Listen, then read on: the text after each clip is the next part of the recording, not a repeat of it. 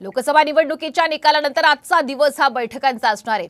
एनडीएच्या गोटात सुद्धा घडामोडींना आता वेग आलेला आहे। आज एनडीएची नवी दिल्लीमध्ये महत्त्वाची बैठक होणार असल्याचं कळतंय। आगामी काळातील रणनीती ठरवण्यासाठी ही बैठक होतीये। घटक पक्षांच्या नेत्यांना भाजपकडून निमंत्रण देण्यात आल्याची माहिती सूत्रांनी दिलेली आहे। या बैठकीला नितीश कुमार आणि चंद्रबाबू नायडू उपस्थित राहतात का आता याकडे संपूर्ण देशाचं लक्ष असेल।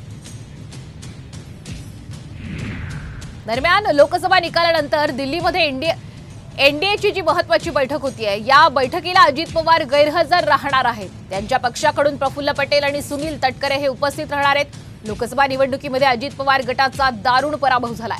अजित पवार गटाचे सुनील तटकरेच विजयी झालेले आहेत, मात्र इतर जागांवर त्यांचा पराभव झालेला आहे।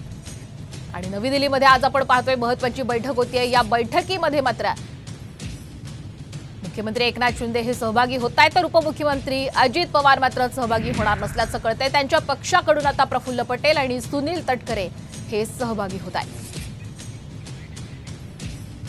एनडीएच्या बैठकीसाठी चाललोय दिल्लीत आणि परवाच्या दिवशीच राष्ट्रवादी काँग्रेस पक्षाच्या आमदारांची पदाधिकाऱ्यांची बैठक मी त्या ठिकाणी बोलवलेली आहे। राजकारणामध्ये मी अनेक वेळा सांगितलं की चढउतार होत असतात, तर ह्याच्यातला तो एक भाग आहे। पण आम्ही एक चांगल्या पैकीचं यश